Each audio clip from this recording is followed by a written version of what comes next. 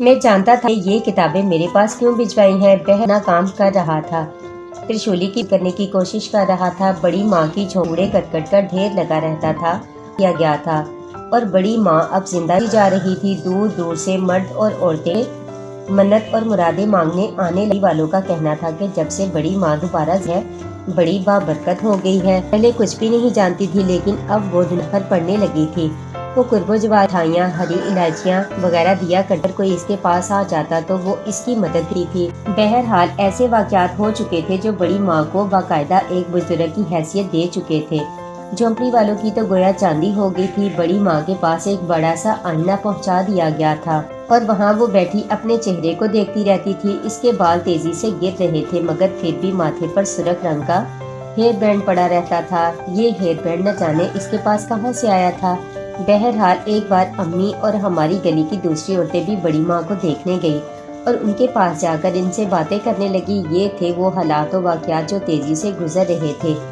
ایک دن ماں میرے کمرے میں آئیں اور خاموشی سے پلنگ پر بیٹھ گئی۔ میں ان کا چہرہ تک رہا تھا۔ تمہارا کیا خیال ہے کہ تمہارے بارے میں مجھے کبھی معلومات حاصل نہیں ہو سکتی؟ میرا دل زور زور سے دھڑکنے لگا۔ امی کو علم ہو گیا تھا کہ میں کتنے دن سے اسکول سے غیر حاضری کر رہا ہوں۔ تمہاری پرنسپل کا پرچہ میرے نام آیا ہے اور انہوں نے تمہاری مسلسل غیر حاضری کی اطلاع دی ہے۔ تم کہاں جاتے ہو؟ گھر سے تو تم روزانہ پابندی سے اسکول کے لیے نکلتے ہو۔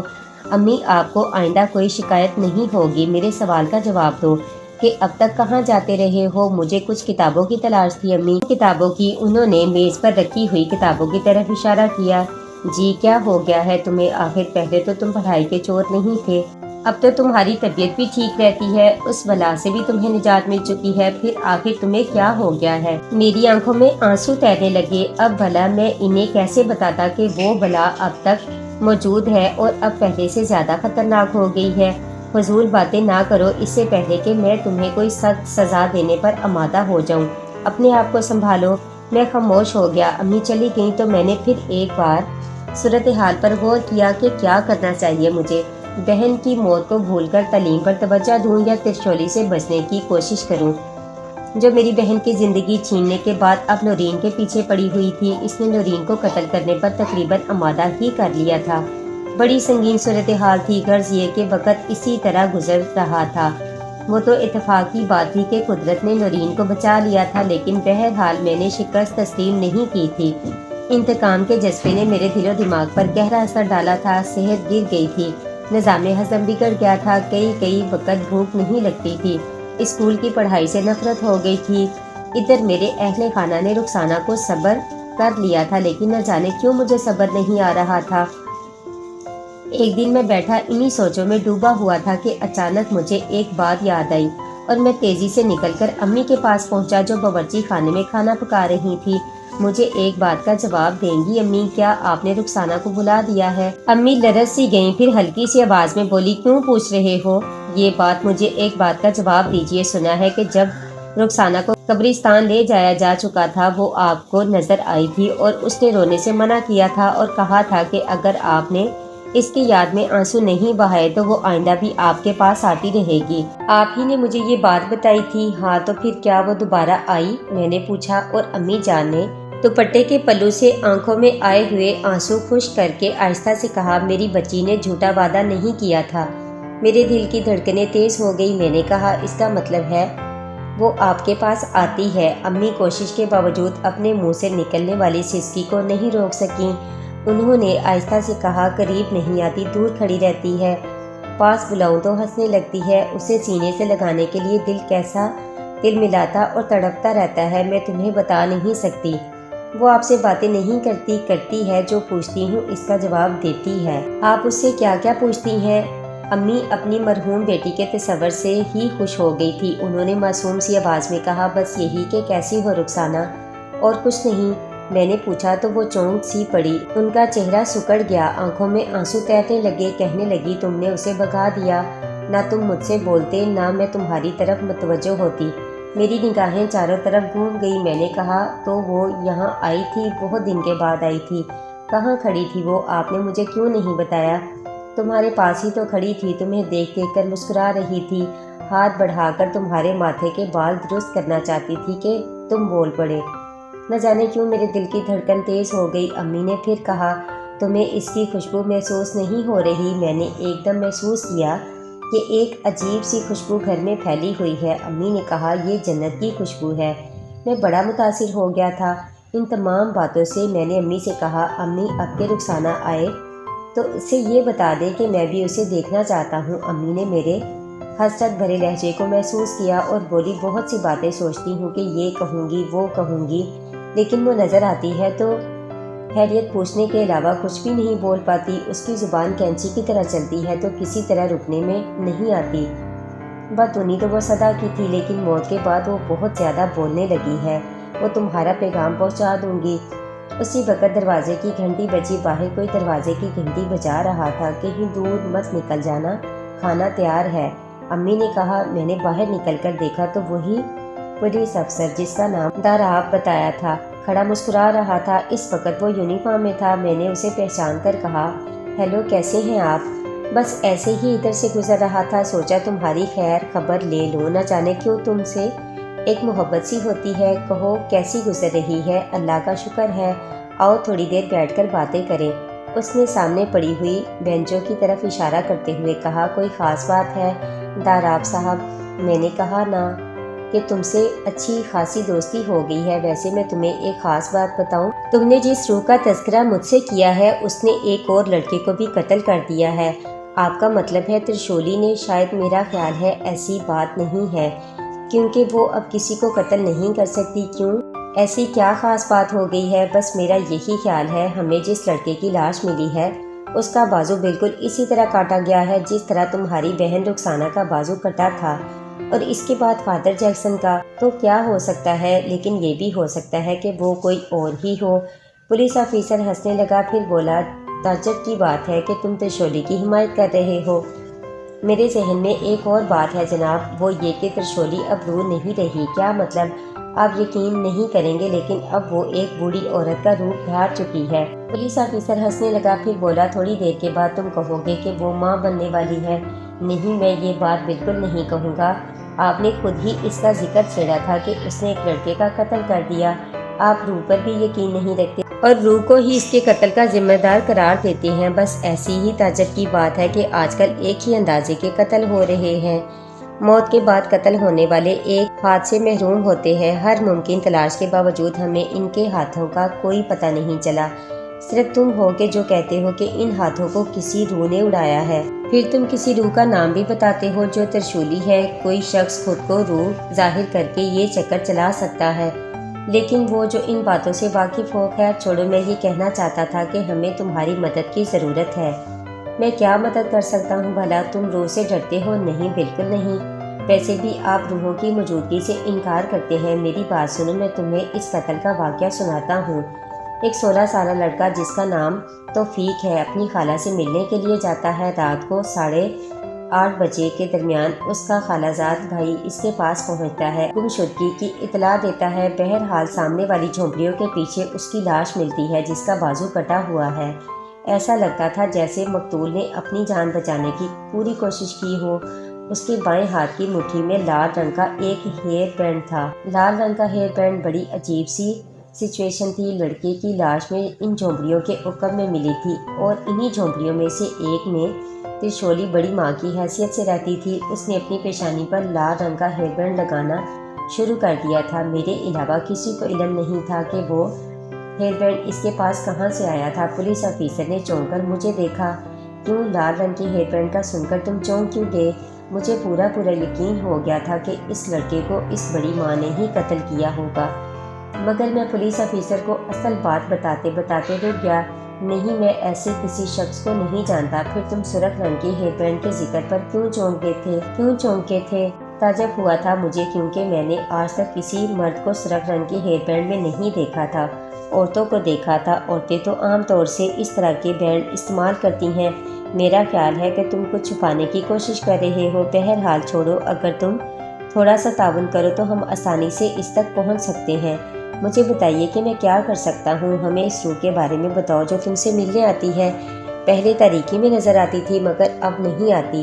کہیں خاص جگہ نظر آتی ہے؟ جی نہیں، بس جہاں بھی اندھیرا ہوتا تھا اور میرے علاوہ اسے کوئی نہیں دیکھ پاتا تھا۔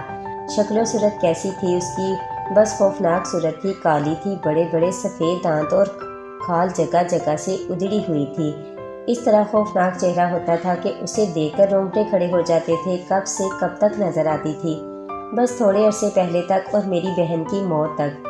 تمہارا کہنا ہے کہ تمہاری بہن کو اس روح نے، جس کا نام ترشولی تھا، قتل کیا تھا، یہی بات ہے نا؟ وہ چھت پر مردہ حالت میں ملی تھی اور اس کا ایک بازو غائب تھا۔ ہاں ایسا ہی تھا۔ میری آنکھوں میں آنسو آ گئے۔ ٹھیک اس کے بعد کوئی ایسی بات ہوئی جو تمہارے لیے حیران کن ہو؟ بس ایسی کوئی بات نہیں ہوئی۔ ٹھیک ہے، اب میں تم سے ایک بار پھر یہ کہتا ہوں کہ اگر تمہیں اس سلسلے میں کوئی اور بات معلوم ہو تو قانون سے مت چھپانا۔ اگر تم قاتل سے آگاہ ہو لیکن بہن کے قتل کا انتقام خود لینے کے باعث ہم سے چھپا رہے ہو تو تمہیں قانون کی نگاہ میں مجرم کا شریک سمجھا جائے گا۔ ٹھیک ہے، جو کچھ بھی ہوگا وہ بات کی بات ہے۔ فی الحال میں اس کے بارے میں کوئی اور بات نہیں کہہ سکتا۔ تو پھر ٹھیک ہے، تم اگر پولیس کی مدد کرو گے تو تمہارے ساتھ تعاون کیا جائے گا، ورنہ اگر ہم چاہیں تو تمہیں تھانے میں بلا کر بھی اتنی سختی کر سکتے ہیں کہ تم ہمیں اصل بات بتانے پر مجبور ہو جاؤ۔ میں کیا کہہ سکتا ہوں؟ بہرحال پولیس افسر تھوڑا سا بددل ہو گیا تھا اور مجھے یوں لگ رہا تھا جیسے وہ میری باتوں سے خوش نہیں ہے۔ یہ واقعی ہو سکتا تھا کہ ترشولی نے اور بھی کوئی قتل کیا ہو، لیکن میں اس سلسلے میں کیا کر سکتا تھا؟ البتہ ایک خوف تھا مجھے کہ اگر پولیس نے بڑی ماں کو پکڑ لیا اور اسے سزائے موت وغیرہ ہو گئی تو ترشولی کو ایک بار پھر آزادی مل جائے گی اور وہ آزاد ہوتے ہی دوبارہ مجھ سے نورین کے جسم کا تقاضا کرے گی۔ بہرحال اب جو ہوگا دیکھا جائے گا۔ وہ پوری رات بھیانک تھی۔ کھانے کے بعد میں نے کئی مرتبہ سوچا کہ باہر جاؤں اور بوڑھی عورت کی خیر خبر معلوم کروں، لیکن لگ رہا تھا جیسے ہمارے پورے گھر کو روحوں نے اپنے احاطے میں لے لیا ہو۔ ان کی سرسراہٹیں اور ہنسنے رونے کی آوازیں مجھے سنائی دے رہی تھی۔ کبھی کبھی مجھے آنکھوں کے سامنے بجلی کا کوندا سا لپکتا ہوا محسوس ہوتا تھا اور اس کندے کی روشنی میں عجیب عجیب سی خوفناک شکلیں نظر آنے لگتی تھی۔ ایک بار تو میں نے صرف چند گز کے فاصلے پر ایک ایسے ہیولے کو کھڑا دیکھا جس نے دھڑ سے الگ کر کے اپنے سر کو دونوں ہاتھوں میں اٹھا رکھا تھا اور اس کے حلق سے ایسے قہقہے نکل رہے تھے جیسے پھوٹ پھوٹ کر رو رہا ہو۔ بہرطور آدھی رات تک ہمارے گھر میں، خاص طور پر میرے کمرے میں دما چوکڑی مچی رہی۔ میری جگہ کوئی اور ہوتا تو ہوش و حواس کھو بیٹھتا، لیکن میں اب ایسی باتوں کا عادی ہو چکا تھا۔ 12 بجے کے بعد اس ہنگامے میں کمی ہونا شروع ہو گئی۔ شاید روحیں تھک گئی تھی۔ خوفناک قسم کی آوازیں سرگوشیوں میں تبدیل ہو گئیں۔ میں نے کہا، جنہوں نے مجھے ڈرانے اور خوف زدہ کرنے کی کوشش کی تھی انہوں نے اچھی طرح سمجھ لیا ہوگا کہ میری لغت میں ڈر اور خوف کے الفاظ نہیں ہے۔ اب مجھے سکون کی نیند سونے دیا جائے۔ کمرے میں بھی گہرا سناٹا طاری ہو گیا۔ آوازیں بند ہو گئی، البتہ یوں لگ رہا تھا گویا بہت سے پرندے پھڑپھڑاتے ہوئے کمرے کی کھڑکیوں سے باہر نکل رہے ہوں۔ پھر خالی کمرے میں ایک سفید سایہ نظر آیا۔ سفید سائے کی اصطلاح بہت سے لوگوں کو عجیب معلوم ہوگی، لیکن جو چیز میری طرف بڑھ رہی تھی وہ ایک سایہ ہی تھا۔ اس کے اعضاء واضح نہیں تھے، لیکن برف کے گالوں کی طرح سفید اور شیشے کی طرح شفاف تھے۔ میں نے اسے اپنی جانب بڑھتے دیکھ کر خاموشی سے کروٹ بدل لی اور اس کی طرف پیٹھ کر لی۔ پھر نہ جانے کس طرح مجھے نیند آ گئی، غرض یہ کہ خواب کے عالم میں بھی ان روحوں کو ہی دیکھتا رہا۔ صبح میں نے جاگ کر ناشتہ وغیرہ کیا اور پھر امی سے بات کرنے لگا۔ امی چھوٹے ماموں کی شادی کے بارے میں تفصیلات بتا رہی تھی۔ پھر انہوں نے ہنستے ہوئے کہا، تم اپنے کپڑوں کا ناپ دے آنا، شادی میں گنے چنے دن رہ گئے ہیں، ابھی کوئی تیاری نہیں ہوئی ہے۔ ٹھیک ہے، دیکھ لیں گے۔ میں آج کل اسکول تو جا نہیں رہا تھا۔ ناشتے سے فارغ ہو کر باہر نکلا اور یوں ہی اپنے ایک دوست کے گھر جانے کا فیصلہ کیا، لیکن میدان پار کرتے ہوئے جھونپڑیوں کے اطراف میں پولیس کی 2 گاڑیاں اور درجنوں پولیس والے نظر آئے۔ میں پہلے ہی جانتا تھا کہ سرخ بینڈ کی نشانی پولیس کو زیادہ دیر تک بڑی ماں سے دور نہیں رکھ سکے گی۔ میں جھونپڑیوں کی جانب چل پڑا۔ وہاں پہنچ کر بڑی ہی عجیب قسم کی کہانی سننے کو ملی۔ جھونپڑیوں میں رہنے والے 2 نوجوان، جن میں سے ایک نے بڑی ماں کے دل میں خنجر اتار کر اسے ختم کر دیا تھا، دوسرا جھونپڑیوں کی ہی ایک لڑکی کو، جس کے ساتھ اس کی شادی طے ہو چکی تھی، فرش پر گرا کر تکیے کی مدد سے سانس گھونٹ کر ختم کرنے کی کوشش کر رہا تھا۔ آہٹ سن کر کچھ لوگ وہاں پہنچ گئے۔ لڑکی کو بچا لیا گیا، لیکن بڑی ماں کو نہیں بچایا جا سکا۔ دونوں نوجوان گرفتار ہو کر تھانے پہنچ گئے تھے، جبکہ ایمبولینس کے ذریعے بڑی ماں کی لاش اور سانس گھونٹے جانے والی لڑکی کو ہاسپٹل لے جایا گیا تھا۔ یہاں پولیس کی کارروائی جاری تھی، تصویریں وغیرہ اتاری جا رہی تھی۔ میرے لیے وہاں ٹھہرنا مشکل ہو گیا۔ میں سمجھ گیا تھا کہ کیا حماقت ہو گئی ہے مجھ سے۔ ترشولی بوڑھے بدن کی قید سے آزاد ہو گئی تھی۔ اگر میں پولیس افسر کو حقیقت بتا دیتا تو ترشولی اتنی جلدی آزاد نہ ہو جاتی اور پولیس اسے گرفتار ضرور کر لیتی۔ پولیس سے تعاون نہ کر کے میں نے اپنے پیر پر خود کلہاڑی ماری تھی۔ بہرحال میں پبلک کال بوتھ تک پہنچا اور میں نے نورین کو فون کیا۔ کیا حال ہے نورین، آج تم ہمارے ہاں آ رہی ہو؟ نہیں، کیوں؟ کوئی باقاعدہ بات ہے تو مجھے بتاؤ۔ نہیں، ایسی کوئی بات نہیں، تمہارے انداز سے پتہ چل رہا ہے، بس ایسے ہی پوچھ رہا تھا، مگر مجھے تم کچھ گھبرائے ہوئے لگ رہے ہو۔ نہیں، ایسی کوئی بات نہیں ہے۔ خیر اب یہ بتاؤ کہ کوئی ایسی بات انوکھی ہوئی ہے جو تمہاری سمجھ میں نہ آ رہی ہو۔ نہیں، ایسی کوئی بات نہیں ہے، میں تمہیں ایک خاص بات بتانا چاہتا ہوں، وہ یہ کہ اگر کوئی تمہیں ہمارے ہاں لے کر آنا چاہے یا تم سے کوئی اور بہانہ کرے تو تم یہاں آنا نہیں، ٹھیک ہے؟ یقیناً اس کی کوئی نہ کوئی وجہ ہوگی، تفصیل بعد میں بتاؤں گا۔ اچھا، خدا حافظ۔ میں نے فون بند کر دیا۔ پسینہ آ رہا تھا، نہ جانے کیوں یہ احساس میرے دل میں جنم لے رہا تھا کہ ترشولی آزاد ہو گئی ہے۔ احتیاط اسی میں تھی کہ نورین کو اس سے دور رکھا جائے۔ وہ لڑکی زندہ بچ گئی تھی جسے بڑی ماں ہلاک کروانے کی کوشش کر رہی تھی، ورنہ ترشولی نے تو اسے اپنی طرف سے ہلاک کر ہی ڈالا تھا۔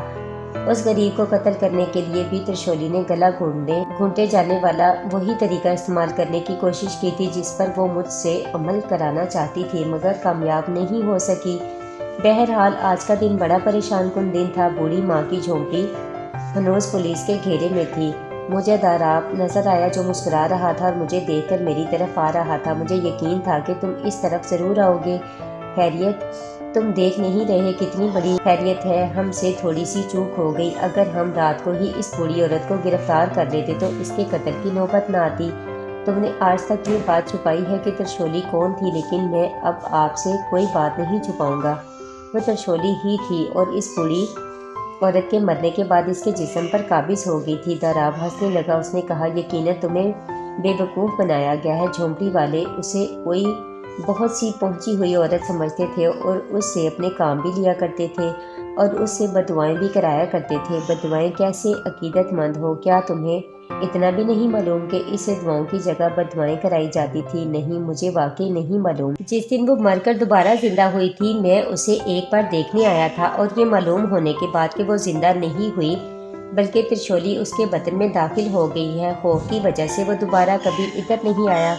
بڑی چالاک عورت تھی۔ اپنے کرتوتوں کو چھپانے کے لیے پہلے اس نے مر کر زندہ ہونے کا ڈرامہ رچایا، پھر خود کو ایک ایسی بزرگ عورت کے روپ میں پیش کیا جو بارش کی دعا کرتی تھی تو دھوپ نکل آتی تھی، دھوپ کی دعا کرتی تھی تو بادل چھا جاتے تھے، بڑے کفر کی باتیں کرتی تھی۔ وہ کہتی تھی کہ قدرت میری ہر بات میری مرضی کے خلاف کرتی ہے۔ لوگ اس سے بددعائیں کروانے لگے کہ ہمیں ترقی نہ ملے، بددعا کرو بیٹی کی شادی نہ ہو، بددعا کرو کہ بیمار بھائی صحت یاب نہ ہو۔ ویسے جہاں تک میرا خیال ہے وہ کسی بڑے عالمی گروہ کی اعلیٰ کار تھی۔ اس نے لڑکی کو مارنے کے لیے بڑی بڑی رقمیں دی تھی۔ کاش چند دن پہلے ہمیں معلوم ہو جاتا تو اس سے کئی باتیں اگلوائی جا سکتی تھی۔ اچھا مجھے ایک بات بتائیے، اگر ایسی بات تھی تو اس عورت کو قتل کرنے کی کوشش کیوں کی گئی؟ تم بچے ہو بیٹے، بات اصل میں یہ تھی کہ لڑکی کو قتل کروا کے بوڑھی عورت اس کے قتل کی عینی شاہدین بن جاتی اور اس طرح وہ انہیں بلیک میل کر سکتی تھی۔ انہوں نے اس صورتحال کو سمجھ کر ہی فیصلہ کیا کہ بڑھیا کو بھی ختم کر دیا جائے۔ بدقسمتی ہے کہ لڑکی بچ گئی اور بڑھیا ختم ہو گئی۔ یہ بھی تو ممکن ہے کہ اس بوڑھی عورت نے اپنے آپ کو قتل کرایا ہو۔ بچوں کی سی باتیں کر رہے ہو، ویسے اس بوڑھی عورت کا قاتل بھی یہی سمجھ رہا ہے کہ ہمیں اس کی فضول باتوں پر یقین آ جائے گا۔ وہ کیا کہتا ہے، ایک ہی رٹ لگائے ہوئے ہے کہ بوڑھی ماں نے اسے رقم دی تھی کہ ایک ہی بار اس کے دل پر کرے گا اور اسے ختم کر دے گا۔ میں سمجھتا ہوں کہ وہ ٹھیک کہہ رہا ہے۔ بے وقوفی کی باتیں کر رہے ہو، اس نے خود کو قتل کرانے کے لیے رقم دی ہوگی۔ ہاں ایسی ہی بات ہے، مگر تمہاری مرضی ہے، تم جو جی میں آئے کہہ سکتے ہو۔ میں صرف ایک بات کہنا چاہتا ہوں جناب، وہ یہ کہ وہ بوڑھی عورت نہیں تھی بلکہ ترشولی تھی جو بالکل اتفاقیہ طور پر اس بوڑھی عورت کے بدن میں قید ہو کر رہ گئی تھی اور قتل ہو کر ہی اسے آزادی مل سکتی تھی۔ تم ابھی تک روحوں کے خبط میں مبتلا ہو اور آپ ابھی تک اسی خوش فہمی میں ہے کہ بوڑھی عورت کو قتل کیا گیا ہے۔ پھر کچھ اور افسر آئے اور بات ختم ہو گئی۔ داراب نے مجھ سے کہا اب تم جاؤ، پھر کبھی بات چیت ہوگی۔ میں گھر پہنچا تو گھر والے اپنی اپنی مصروفیات میں نظر آئے۔ وقت گزرتا رہا اور مجھے پڑوس کی ایک لڑکی نے مخاطب کر کے کہا بھائی جان آپ کیسے ہیں؟ اس لڑکی کا نام فضیلہ تھا اور وہ رخسانہ کی دوست تھی، اکثر آتی رہتی تھی اور میں اسے اپنی چھوٹی بہن کا درجہ ہی دیتا تھا۔ اچانک ہی اس وقت اسے دیکھ کر ایک خیال میرے دل میں آیا تھا، وہ یہ کہ اگر اس مرتبہ بھی ترشولی مجھ سے کسی خوبصورت لڑکی کے جسم کی فرمائش کرے تو کیوں نہ میں اسے فضیلہ کو دکھا دوں، وہ لازمی طور پر اسے پسند کرے گی۔ فضیلہ نے مجھے دیکھتے ہوئے کہا بھائی جان آپ نے مجھے ٹیوشن پڑھانے کا وعدہ کیا تھا، ایک دن وہ وعدہ اب پورا کریں۔ میرے دل پر چوٹ سی لگی، وہ وعدہ رخسانہ کی زندگی میں ہی کیا گیا تھا۔ میں سوچ میں ڈوب گیا تو وہ بولی آپ مجھے پڑھا دیا کریں گے، میں بہت اچھے نمبروں سے پاس ہو جاؤں گی۔ میں اس معصوم بھولی والی لڑکی کی صورت دیکھنے لگا، دل میں جو خیال آیا تھا اس پر خود کو شرم آنے لگی۔ میں نے اسے کہا ٹھیک ہے کل شام سے آ جانا۔ میں جب اپنے گھر میں داخل ہوا تو میں نے نورین کو دیکھا جو آرام سے میرے بستر پر لیٹی ہوئی تھی۔ ارے ارے تم یہاں کہاں سے آ گئی؟ آپ کو کیا، آپ نے تو اسکول آنا بھی چھوڑ دیا ہے اور نہ ہی کبھی ہمارے گھر آنے کی کوشش کی، نہ جانے کن کن چکروں میں پڑے ہوئے ہو۔ اچھا جناب تو اب یہ طنزیہ باتیں ہوں گی، لیکن آپ کا تو آنے کا ارادہ نہیں تھا، آپ نے بلایا تو چلی آئی۔ میں نے کب بلایا تھا مجھے پتا ہے، آپ نے جو باتیں کی تھی ان کا مطلب یہ ہے کہ نہیں نورین تم یقین کرو ان دنوں میں جس قدر خوفزدہ ہوں تم سوچ بھی نہیں سکتی۔ کیوں میرے گھر میں تمہاری زندگی خطرے میں ہے نورین، ڈرا رہے ہیں مجھے بلا وجہ، آخر اب آپ کیوں نہیں چاہتے کہ میں یہاں آؤں؟ پہلے تو آپ میرے یہاں آنے کے لیے تڑپتے تھے، میں اب بھی تمہارے یہاں آنے کے لیے تڑپتا ہوں، مگر یہاں تمہاری زندگی خطرے میں ہے۔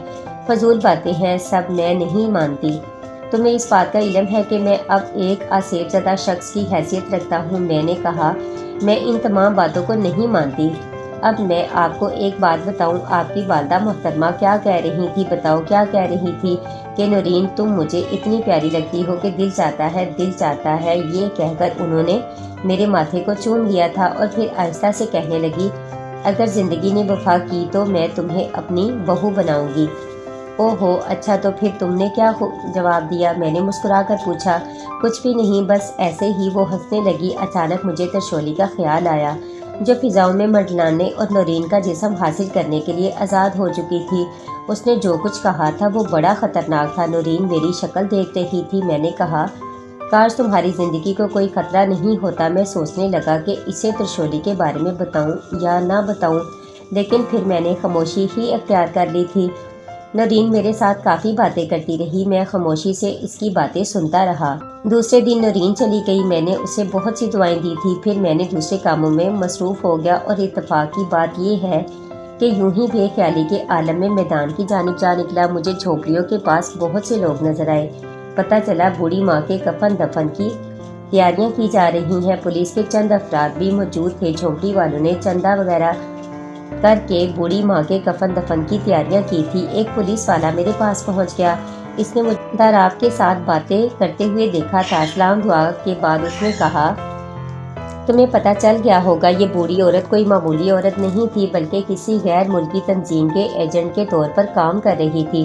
جھونپڑی سے لاکھوں کی تعداد میں غیر ملکی کرنسی حاصل ہوئی ہے اور ایک آدھ وائرلیس سیٹ بھی۔ اوہو مگر یہ بات ہے، وہ تو میں کچھ کہتے کہتے رک گیا۔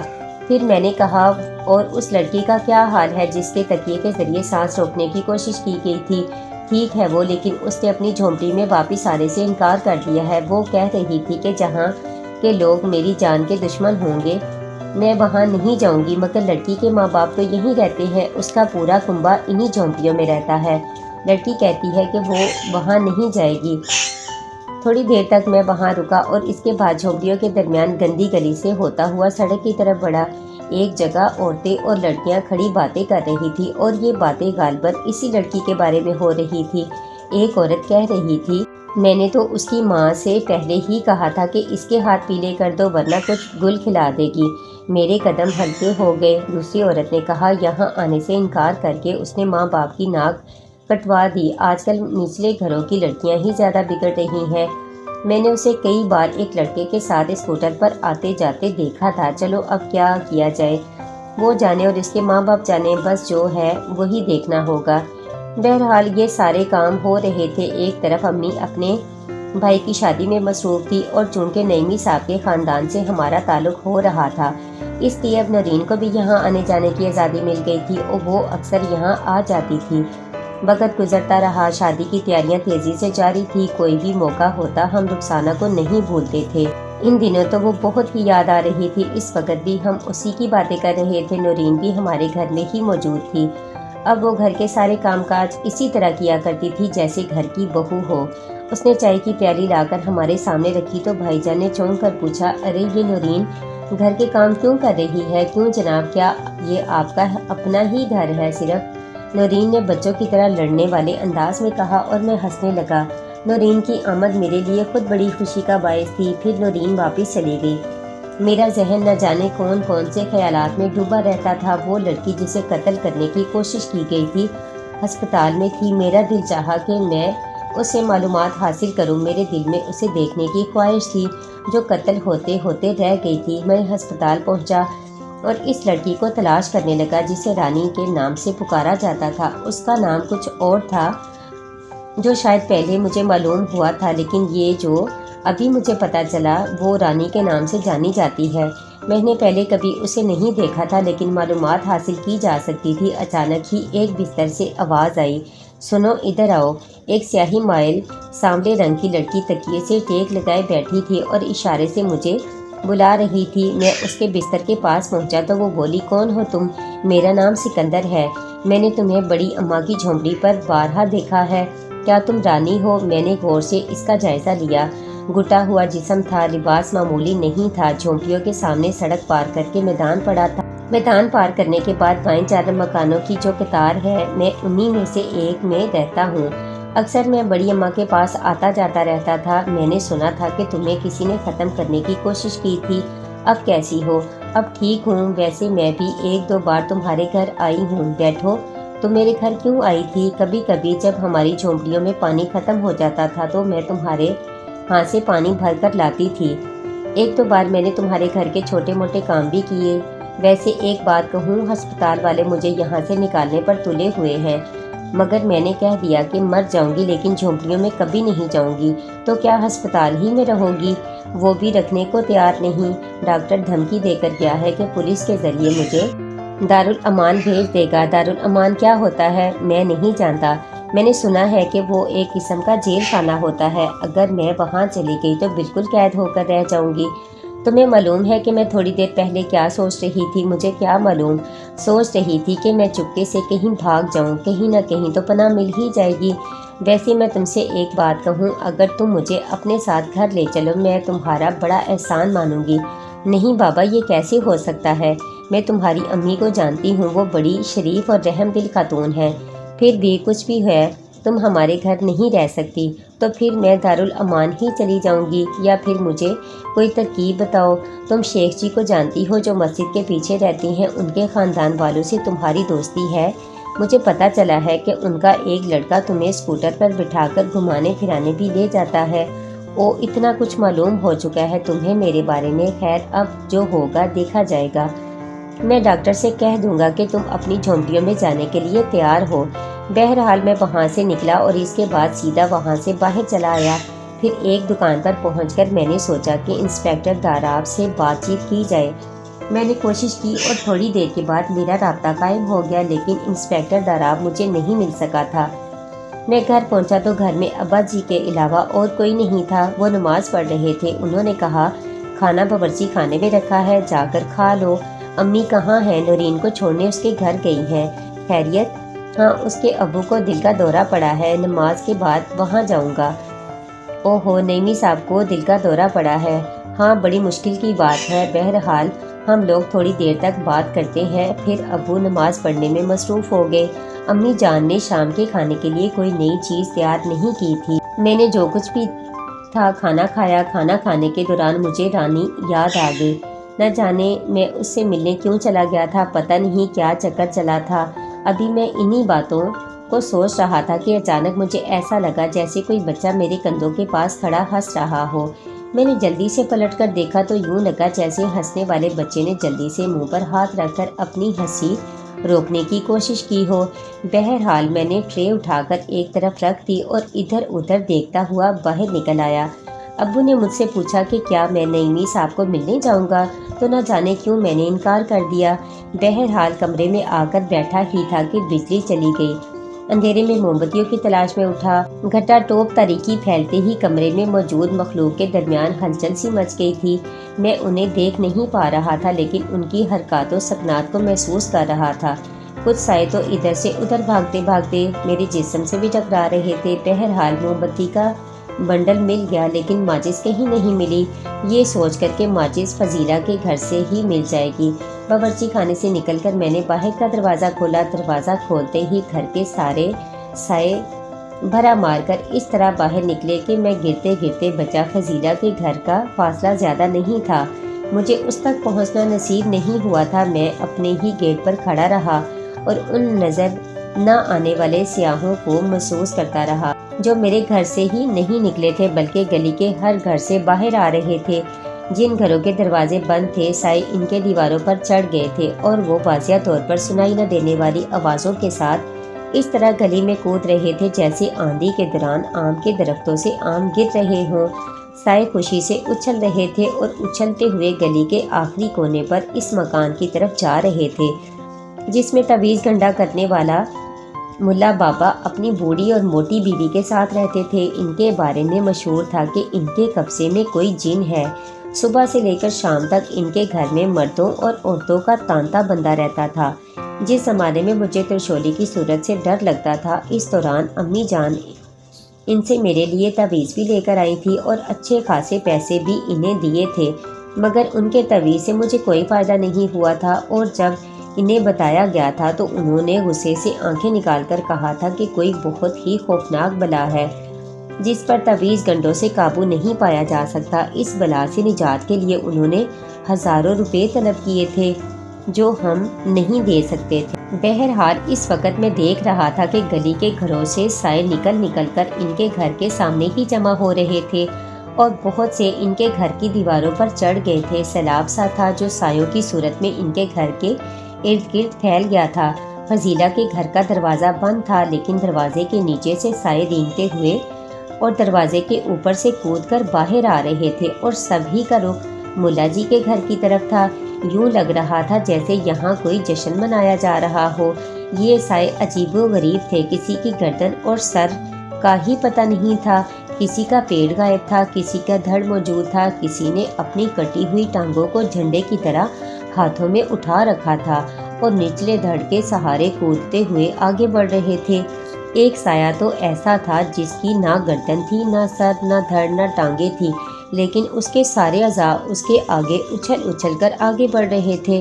फिर अचानक ही बिजली आ गई और घर रोशन हो गए। इसी वक्त गली के सामने एक तेज़ रफ्तार कार आकर रुकी और कार से मुस्कुराता हुआ पुलिस ऑफिसर दाराब बरामद हुआ।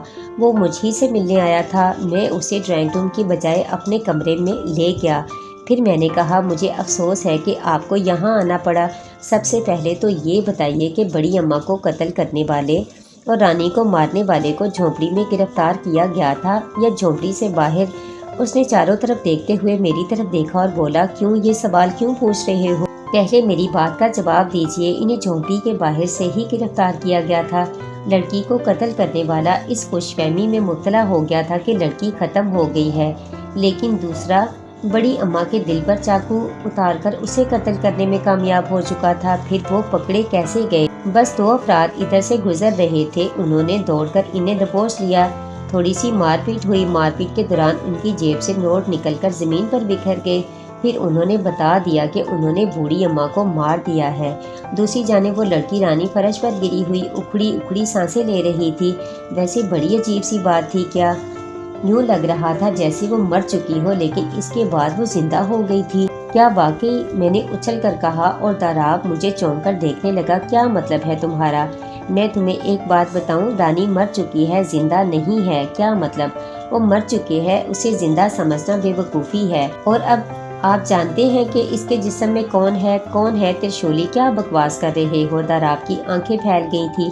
सच कह रहा हूँ, जो बात मैंने आपको बताई बड़ी अम्मा नहीं थी। ترشولی تھی۔ وہ میری بات کا اعتبار نہیں کر رہے تھے، لیکن آپ یقین کیجئے کہ ترشولی کو بوڑھی اماں کا بدصورت جسم پسند تھا۔ وہ کسی دوسرے جوان اور معقول جسم میں منتقل ہونا چاہتی تھی۔ یہ بات میں اس لیے کہہ رہا ہوں کہ جس طرح رانی کو قتل کرایا گیا، اسی طرح وہ مجھ سے نورین کو قتل کرانا چاہتی تھی۔ اس نے مجھے دھمکی دی تھی کہ اگر میں نے اس کی بات نہیں مانی تو وہ میری ماں کو مار ڈالے گی۔ نورین کون ہے؟ میری کلاس فیلو بوڑھی اماں نے تم سے کہا تھا کہ نورین کو قتل کر دو۔ بوڑھی اماں نے نہیں، ترشولی نے کہا تھا۔ اس وقت وہ بڑی اماں نہیں بنی تھی۔ کیا بک رہے ہو یار، تم نے تو میرا دماغ خراب کر کے رکھ دیا ہے، داراب نے کہا۔ میری پوری بات سن لو رانی، اب رانی نہیں ہے، ترشولی ہے۔ مجھے پہلے ہی شک تھا، اس لیے میں اس سے ملنے ہسپتال گیا تھا۔ اس سے باتیں کرتے ہی میں سمجھ گیا تھا کہ ترشولی اس کے جسم میں آ چکی ہے، مگر وہ مجھ پر خود کو رانی ہی ظاہر کرتی رہی۔ کیا سمجھے یار، یا تم خود پاگل ہو یا مجھے پاگل بنا رہے ہو۔ دیکھیے میں آپ سے خود کہہ رہا ہوں کہ آپ اس سے ملیے، اسے شبہ بھی نہیں ہوگا کہ آپ اس سے کیوں مل رہے ہیں، لیکن آپ کو خود اندازہ ہو جائے گا۔ مگر میں بھوت پریت پر یقین نہیں رکھتا۔ ویسے آپ کو ایک اور بات بتاؤں، میں آج رات ہماری گلی میں یا تو بہت بڑا حادثہ ہو چکا ہے یا ہونے والا ہے۔ ہمارے گھر کے آخری کونے پر ایک ملا جی رہتے ہیں جو تعویذ گنڈے اور بھوت پریت کے خلاف کام کرتے ہیں۔ آپ کو اندازہ نہیں ہوگا کہ اس وقت بے شمار بری روحیں ملا جی کے گھر کے ارد گرد بھٹک رہی ہیں۔ خدا کی پناہ تمہارا دماغ واقعی خراب ہو گیا ہے۔ اس طرح کی کتابیں پڑھتے ہو جو سامنے رکھی ہوئی ہیں تو اسی طرح کے انسان بن جاؤ گے۔ میں تمہیں وارننگ دیتا ہوں کہ اپنے آپ کو بچانا چاہتے ہو تو آئندہ اس طرح کی کتابیں پڑھنا بند کر دو۔ اچھا میں چلتا ہوں۔ میں اس کے ساتھ ساتھ گیٹ کے باہر تک چھوڑنے گیا تھا۔ گیٹ سے نکلتے ہی اس کی نظر گلی کے سرے والے مکان پر پڑی۔ وہ وہاں کیا ہو رہا ہے؟ یہی تعویذ گنڈے کرنے والے ملا جی کا گھر ہے۔ میں نے بھی دیکھا کہ ملا جی کے گھر کے باہر لوگوں کا ہجوم اکٹھا ہے۔ ہم دونوں وہاں پہنچ کے پولیس افسر نے پوچھا کیا بات ہے، آپ لوگ یہاں کیوں کھڑے ہیں؟ ملا جی کے گھر میں ڈاکو گھس آئے تھے، میاں بیوی کو قتل کر کے گھر کی ایک ایک چیز اٹھا کر لے گئے۔ سامنے والے گھر کے کسی شخص نے ملا جی کے گھر سے ڈاٹھا باندھے ہوئے لوگوں کو نکلتے دیکھا تو دوسرے پڑوسیوں کو آواز دی، ڈاکو فرار ہو گئے۔ اوہو، تم لوگوں نے پولیس کو اطلاع دی؟ پولیس کو فون کر دیا ہے، پولیس آتی ہی ہوگی، مگر یہ واردات کتنی دیر پہلے ہوئی؟ کوئی 6-7 منٹ پہلے۔ اندازاً کتنے ڈاکو تھے؟ گھر سے باہر تو 4 ہی آئے تھے۔ انسپکٹر داراب نے میری طرف دیکھا اور بولا، تم نے کتنے سایوں کو گھر میں جاتے دیکھا تھا؟ وہ تو سینکڑوں تھے۔ کیا تمہیں معلوم تھا کہ اس گھر میں رہنے والوں کو قتل کر دیا جائے گا؟ مجھے کیا پتا؟ پھر تم نے یہ کیوں کہا کہ محلے کے کسی گھر میں کوئی حادثہ ہونے والا ہے یا ہو چکا ہے؟ میں نے آپ کو بتایا تھا انسپکٹر داراب کہ میں نے تھوڑی دیر پہلے اتنی تعداد میں سیاحوں کو جمع ہوتے ہوئے کبھی نہیں دیکھا تھا۔ اب کیا محسوس کر رہے ہو تم؟ اب تو یہاں بظاہر کوئی نہیں ہے، لیکن کچھ سائے اب بھی گھومتے پھر رہے ہیں۔ اگر تاریکی ہو جائے تو میں انہیں اور بھی آسانی سے دیکھ سکتا ہوں۔ تو تمہارا کیا خیال ہے؟ ملا اور اس کی بیوی کو بھی ترشولی نے ہی قتل کیا ہے؟ میں سمجھتا ہوں کہ یہ بات نہیں کہی جا سکتی۔ بہرحال مجھے خوشی ہے کہ آپ کو بھی ترشولی کے وجود پر اعتبار آ گیا۔ میں ابھی کوئی فیصلہ نہیں کر سکتا۔ اچھا تو میں چلتا ہوں، تم سے جلد ملاقات ہوگی۔ اگر مناسب سمجھے تو مجھے اپنے گھر کا پتہ بتا دے۔ میں نے کہا، گھر میں بہت کم ملتا ہوں، اکیلا آدمی ہوں۔ بہرحال میں تمہیں بتائی دیتا ہوں، لیکن میں تمہیں وہاں ملوں گا نہیں۔ یہ کہتا ہوا وہ یہاں سے چلا گیا اور میں کچھ دیر کے بعد اپنے گھر واپس آ گیا۔ امی اور ابو تقریباً 12 بجے رات کو گھر واپس آئے۔ اس وقت تک گلی سنسان ہو چکی تھی، البتہ ملا جی کے گھر کے باہر 2 کانسٹیبلوں کی ڈیوٹی لگی ہوئی تھی۔ جب وہ گھر پہنچے تو میں نے بے چینی سے پوچھا، کیا حال ہے نعیمی صاحب کا؟ پاگل ہے سارے کے سارے، گردے کا درد تھا، سب سمجھے کہ دل کا دورہ ہے، ڈاکٹر نے نیند کا انجیکشن لگا دیا ہے۔ مائی گاڈ، نورین تو بہت پریشان ہوگی۔ یہاں سے تو روتی ہوئی گئی تھی، لیکن جب پتہ چلا کہ نعیمی صاحب کو دل کا دورہ نہیں پڑا تو ٹھیک ہو گئی۔ مجھے آنے ہی نہیں دے رہی تھی، کچھ زیادہ ہی خوش تھی، اتنی خاطر مدارات کر رہی تھی میری کہ بتا نہیں سکتی۔ ویسے سچی بات یہ ہے کہ اب مجھے بھی بہت پسند آ گئی ہے۔ سچی بات یہ ہے کہ تمہاری بھائی کے لیے اس سے اچھی لڑکی چراغ لے کر ڈھونڈنے سے بھی نہیں ملے گی۔ امی کے الفاظ 1-2 دھاری خنجر کی مانند تھے جو میرے سینے کو چیرتے ہوئے اندر تک اتر گئے تھے۔ میرے ہوش و حواس گم ہو گئے تھے۔ میں اپنے کمرے میں آ گیا۔ امی کو کیسے بتاتا کہ نورین کس طرح میرے وجود میں رہتی ہے۔ انہیں کیا معلوم کہ جب وہ یہ بات سنے گی تو اس کے نازک دل پر کیا قیامت ٹوٹ پڑے گی۔ یہ بات اس کے لیے زندگی اور موت کا مسئلہ بن سکتی ہے۔ بھائی جان کو تو میں اپنا سگا بھائی کہتی تھی۔ میں بستر پر لیٹ گیا اور تکیے کو سینے سے لگا کر رونے لگا۔ روتے ہوئے میں اس سے باتیں کیے جا رہا تھا۔ تم نہیں جانتی نورین، میں تمہیں کتنا چاہتا ہوں۔ میں نے دن رات تمہارے لیے کتنی دعائیں مانگی ہیں کہ شولی جیسی خوفناک اور خطرناک مخلوق سے ٹکر لی ہے۔ اگر مجھے تم سے محبت نہ ہوتی تو پتہ نہیں میں کیا کیا فائدے حاصل کر سکتا تھا۔ میں نہ جانے کیا کیا سوچتا ہوا سو گیا، صبح کو اٹھا اور اسکول چل پڑا۔ اوپری منزل لڑکیوں کے لیے مخصوص تھی، کسی لڑکے کو اوپر جانے کی اجازت نہیں تھی، مگر میں نورین کو یہ بری خبر سنانے کے لیے بے چین تھا۔ میں نے کلاس روم کے دروازے سے لگ کر کہا، سر 2 منٹ کے لیے نورین کو باہر بھیج دیجیے۔ پروفیسر عارف نے نورین کو اشارہ کر کے میری طرف بھیج دیا۔ وہ باہر آئی تو میں نے اس کا ہاتھ پکڑا اور اسے کھینچتا ہوا گیلری میں لے گیا۔ ارے ارے، کسی نے دیکھ لیا تو کہے گا کہ تم مجھے بھگا کر لے جا رہے ہو، دونوں کی شامت آ جائے گی۔ شامت آ چکی ہے نورین، تم اس بات پر کتنا خوش ہوگی جب تمہیں پتہ چلے گا کہ میری امی نے تمہیں گھر کی بہو کہا ہے۔ نورین کا چہرہ سرخ پڑ گیا۔ میں نے کہا، لیکن انہوں نے یہ رشتہ بھائی جان سے کر دیا ہے۔ کیا اس کا منہ حیرت سے کھل گیا؟ ہاں نورین، اور اب تمہیں تھوڑی سی ہمت سے کام لینا ہوگا۔ میری امی جب تمہاری امی یا ابو کو یہ رشتہ دیں تو تم صاف صاف کہہ دینا کہ تمہیں یہ رشتہ ناپسند ہے۔ نورین کی آنکھیں بھیگ گئی، چہرہ سرخ ہو گیا۔ چند سیکنڈ وہ سوچتی رہی، پھر بولی، میں کلاس روم میں جا رہی ہوں۔ نورین، ہمت مت ہارنا ورنہ ہماری دنیا برباد ہو جائے گی۔ آج ہی کچھ نہ کچھ کہنا، تم خود اپنی مرضی سے اپنی امی یا ابو سے بات کر سکتی ہو۔ نئی صاف تعلیم یافتہ آدمی ہیں، وہ تمہاری بات ضرور سنیں گے۔ نورین نے کوئی جواب نہیں دیا اور تیز تیز قدموں سے چلتی ہوئی اپنی کلاس میں داخل ہو گئی۔ میں سخت پریشان تھا اور یہ سوچ رہا تھا کہ دیکھے آئندہ کیا ہوگا۔ پھر جب چھٹی ہوئی تو میرے دل کو ایک اور جھٹکا لگا۔ میرا خیال تھا کہ نورین کے چہرے پر وہ تمام آثار ہوں گے جو کسی ناکام محبت کا نتیجہ ہوتے ہیں، لیکن یہ دیکھ کر سخت صدمہ ہوا کہ وہ سہیلیوں کے ساتھ ہنستی ہوئی اپنی وین کی جانب جا رہی تھی۔